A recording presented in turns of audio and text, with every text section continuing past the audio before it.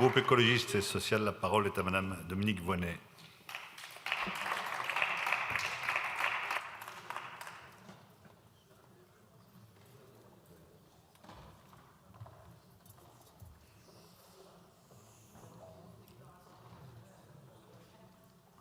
Merci, Monsieur le Président, Mesdames et Messieurs.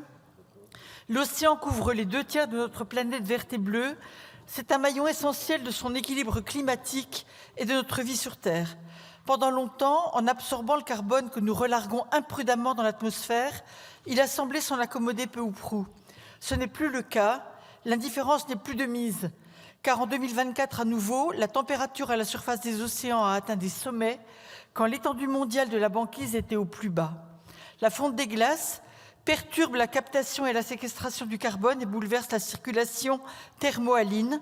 L'acidification des océans menace des écosystèmes essentiels, plancton, coraux, sans oublier la pollution chimique dans sa diversité, les PCB, les métaux lourds, les PFAS et le continent de déchets plastiques.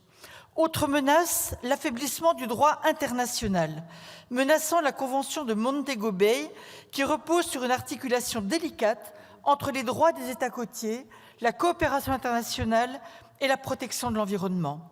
Les aspirations économiques frénétiques de certains, pillage des nodules polymétalliques, exploitation vorace du pétrole et du gaz, poussent à une exploitation déraisonnable des grands fonds marins, précieuses réserves de carbone et réservoirs extraordinaires de biodiversité. Face à de telles incertitudes, c'est la science et non l'avidité qui doit nous guider. Et le chemin est long, puisqu'on estime ne connaître que 10% de la cartographie des fonds marins et des espèces marines qui y habitent.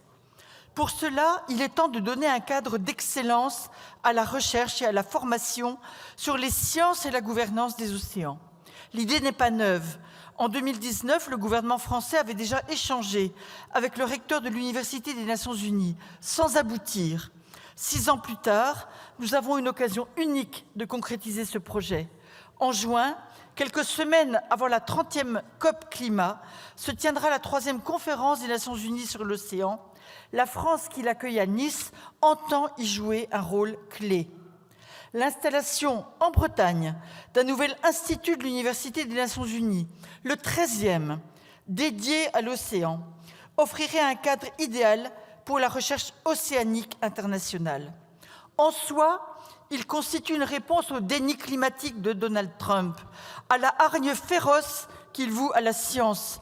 Il démontre que l'Europe prend au sérieux la coopération scientifique et entend proposer des solutions fondées sur la connaissance et non sur des billevesées complotistes ou des spéculations à court terme. Nous devons agir avec la rigueur du droit de la mer et des conventions environnementales. À travers une instance multilatérale, nous pourrons mieux discerner les bouleversements en cours, nous donner les moyens de nous adapter et de prendre le mal à la racine. Les abysses recèlent peut-être des solutions aux défis climatiques et sanitaires de demain. Allons-nous continuer de les détruire avant même de les comprendre? La France, qui compte parmi les meilleures communautés scientifiques consacrées à la mer et qui possède l'une des plus vastes zones économiques exclusives au monde, dispose d'une forte légitimité pour prendre des initiatives et enfin agir. C'est bien joli, nous dit-on ça et là, mais ça va coûter cher, non?